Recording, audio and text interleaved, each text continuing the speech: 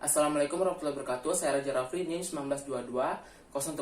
Di sini saya akan melakukan pembuatan video praktikum KMB 3 tentang pemeriksaan GCS dan pemeriksaan rangsangan meningial.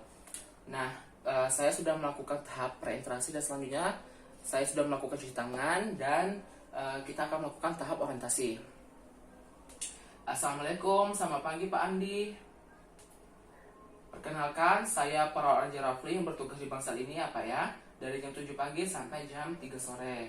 Nah, tujuan saya di sini adalah untuk melakukan pemeriksaan GCS dan pemeriksaan rangsangan meningial terhadap Bapak.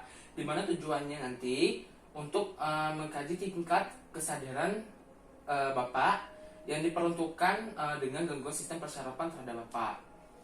Nah, untuk melakukan tindakannya Pak sekitar 10-15 menit ya Pak ya. Baik Pak, sebelum melakukan tindakan apakah ada yang ingin ditanyakan? Tidak ada, baik. Selanjutnya kita akan menutup privasi klien. Selanjutnya kita akan melakukan tahap kerja di mana kita akan melakukan pemeriksaan GCS terlebih dahulu terhadap pasien. Nah, yang pertama yaitu kita akan melakukan pemeriksaan respon membuka mata, yang kedua yaitu respon verbal, ketiga dan respon motorik pasien. Nah, di mana pertama kita akan melakukan respon membuka mata pasien. Nah, dari skor pertama, kalau misalkan mata pasien tidak terbuka meskipun diberikan rangsangan, berarti pasien memiliki skor yang pertama. Nah, untuk yang kedua, pasien membuka mata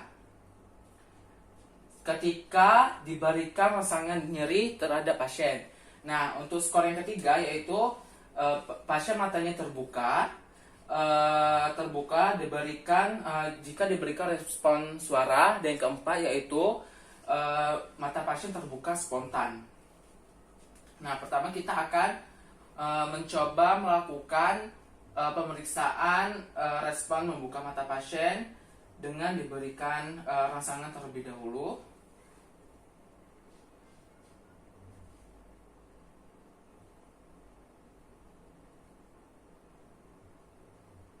Dan selanjutnya yaitu kita akan mencoba merespon dengan suara. Assalamualaikum Pak Andi. Assalamualaikum Pak Andi. Dan setelah melakukan pemeriksaan kita mencatat pasien memiliki skor berapa.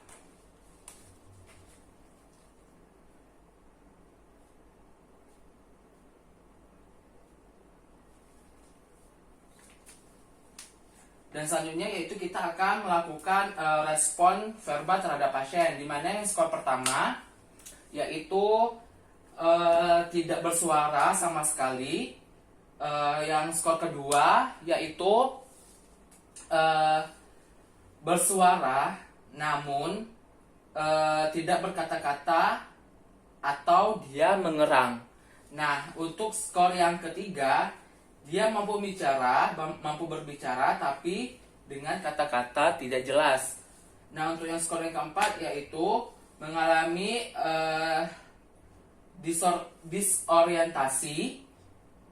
disorientasi atau tidak mengenali lingkungan. Nah, untuk skor yang kelima yaitu mampu bicara normal. Sekarang kita akan melakukan pemeriksaan. Pak Andi.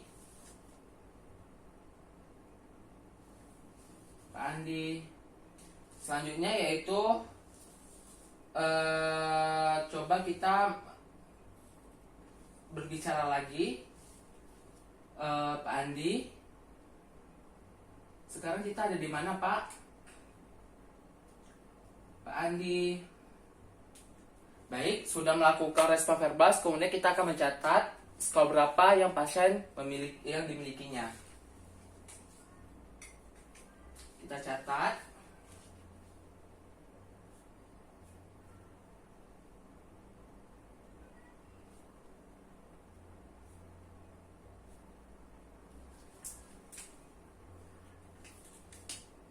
Nah, selanjutnya yaitu kita akan merespon motorik terhadap pasien, di mana yang skor pertama pasien ini tidak ada respon sama sekali. Yang kedua, pasien ini satu atau kedua tangannya lurus atau abnormal extension ketika kita diberikan nyeri. Nah, selanjutnya untuk skor yang ketiga, satu atau dua tangan pasien itu menekuk. Nah, yaitu abnormal flexion ketika kita memberikan nyeri kepada pasien. Untuk yang skor keempat, dapat menghindari atau menarik tubuh, mengatur stimulusnya. Nah, untuk yang skor kelima, dapat mengikuti semua perintah yang kita akan memberikan rasa nyeri terhadap pasien. Dan coba kita memberikan respon rasa nyeri.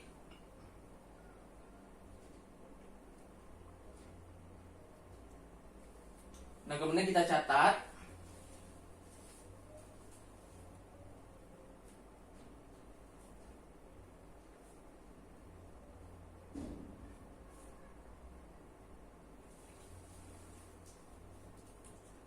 Baik, dari pemeriksaan GCS terhadap pasien, dari pemeriksaan respon membuka mata, pasien ini memiliki skor pertama, matanya tidak terbuka. Kemudian yang kedua, untuk respon verbalnya memiliki skor 2, di mana bersuara namun tidak berkata-kata. Nah, kemudian untuk respon motorik pasien, dia memiliki motorik skor 3. Nah, di mana satu atau dua tangannya menekuk, abnormal flexion. Nah, jadi disimpulkan pasien memiliki nilai GCS 6.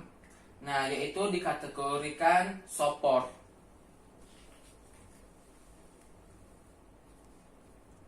Baik, selanjutnya kita akan melakukan pemeriksaan rangsangan meningia terhadap pasien, di mana kita akan melakukan pemeriksaan ada 4. Nah, yang pertama yaitu pemeriksaan tanda kaku kuduk.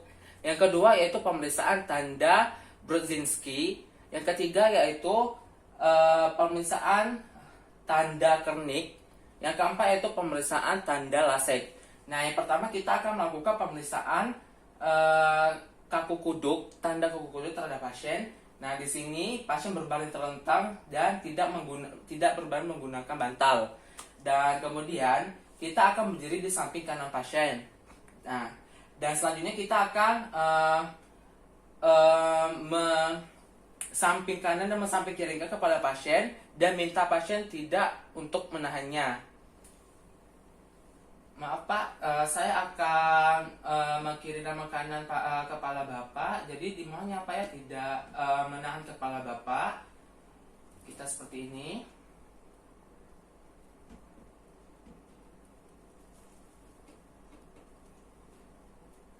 Nah, kemudian selanjutnya yaitu kita akan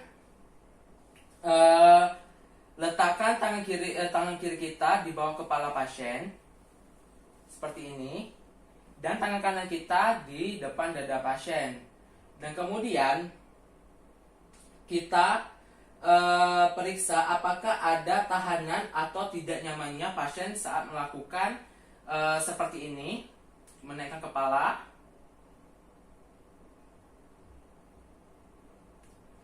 Nah, kemudian kita akan melakukan pemeriksaan tanda Brudzinski.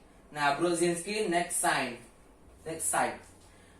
Kita akan memfleksikan leher pasien ketika hasil positif bila didapatkan fleksi sendi panggul dan lutut kedua tungkai akan naik. Kita fleksikan. Baik. Selanjutnya, yang ketiga, kita akan melakukan pemeriksaan tanda Kernik. Di mana yang pertama, posisi pasien berbaring terlentang dan kemudian salah satu tungkai pasien difleksikan pada sendi panggul hingga vertikal secara perlahan, sendi lutut diekstensikan hingga mencapai 135 derajat. Nah, ini hasilnya positif apabila pasien mengalami nyeri dan menahannya. Seperti ini, kita naikkan hingga 135 derajat. Baik. Nah, selanjutnya kita akan melakukan pemeriksaan tanda lasek. Nah, di mana kita dilakukan mengangkat salah satu tungkai pasien hingga membentuk 90 derajat pada sendi panggul. Dan sama juga untuk hasil positifnya, jika pasien merasa nyeri jika diangkat kakinya sejadi 90 derajat. Seperti ini, apakah pasien merasa nyeri?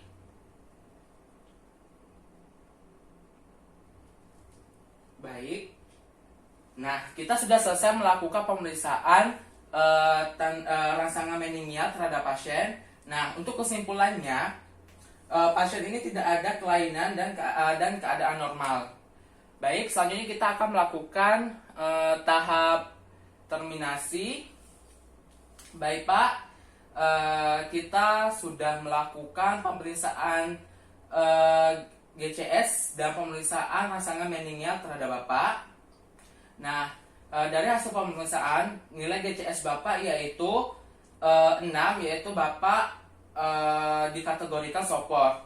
Nah, untuk pemeriksaan rangsangan meningial, Bapak tidak ada kelainan dan keadaan normal. Nah, bagaimana Pak perasaan Bapak setelah melakukan pemeriksaan tersebut, Pak? Baik ya Pak ya, baik. Saya mengucapkan terima kasih kepada Bapak selama melakukan tindakan, tidak ada kendala apapun. Semoga di sini Bapak cepat sembuh ya Pak ya. Dan saya memberikan apresiasi terhadap Bapak, tidak mengalami tidak terjadi apapun saat pemeriksaan tadi. Kemudian untuk 2 hari dan 3 hari ke depannya nanti saya akan datang lagi ke sini untuk melakukan pemeriksaan lanjut terhadap Bapak. Saya pamit dulu ya Pak ya. Wassalamualaikum warahmatullahi wabarakatuh.